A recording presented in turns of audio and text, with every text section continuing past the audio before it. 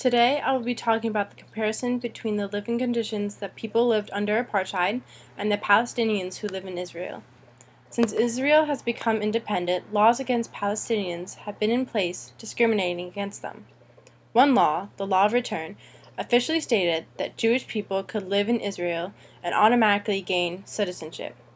The goal of this law was to give majority to Jewish people. On the other hand, Palestinian refugees weren't granted this right, causing there to be a huge population of refugees. This population consists of about 4 million Palestinians that are denied the ability to vote for their government leader. Similar to those in South Africa who lived in the townships, they too were restricted to where they could live. In South Africa, blacks were only allowed to live in townships outside the city where most whites lived. Not only that, but both groups were unable to own their land. One specific comparison to the people who lived in townships and Palestinians living in Israel was that they both could easily be evicted from their homes without any say. Blacks were restricted to living in townships in South Africa. Just like that, Palestinians were not allowed to live in the West Bank and Gaza Strip because of the international law. Another example is that, similar to blacks who worked in low-paying jobs, Palestinians' pay usually was lower than normal, just around $2 a day. About 60% of Palestinians live in poverty, and about 80% rely on international food aid to live. Even in the education system, you see discrimination. Palestinian schools' fundings aren't as large to Jewish schools, similar to the schools in South Africa, where kids don't always have the supplies they need. In both cases, both groups are separated by religion or by the color of their skin. What led up to the Palestinian Arabs being discriminated against by Israel was when the country gained its independence. On the same day that Israel was officially considered its own country, it was attacked by Arab countries such as Egypt, Lebanon, Syria, and Iraq.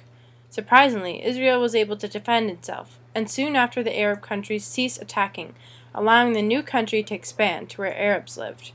To further the conflict even more, no Arab country was willing to take in the Arabs, causing tension between the Arab refugees and Israel.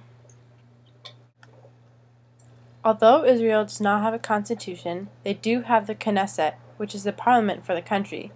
The Knesset was responsible for passing the Law of Return, which again gave full citizenship to Jewish people if they lived in Israel.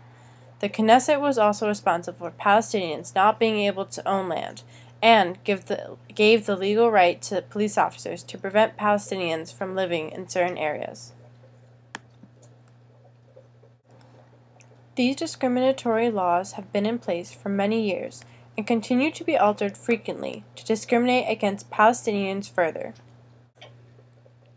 Besides all of the laws against Palestinians, many international conferences have met up to discuss these issues. One being the Convention of the Elimination of All Forms of Racial Discrimination, adopted by the UN General Assembly, started in 1965. This gathering decided that discriminating against certain groups based off religion, color, or background was morally wrong. In response to the convention, Israel promised they would work to achieve the goals of the gathering. Another example of another gathering was the 2001 World Conference Against Racism. This conference, very similar to the others, decided to recognize the equal rights for everybody in that region. The Mosawa Center protects the legal status of the Arab minority by proposing getting a constitution. In the past, they've even called out the police, saying they ignore the corrupt government that is the cause of this discrimination. Not only that, but 9 organizations similar to the Mosawa had ads stating that thousands of Palestinian rights were being ignored. The Mosawa is a very active group in Israel that is a part of over 30 other organizations that propose to the government changing certain laws to make it more fair for Arabs living in Israel.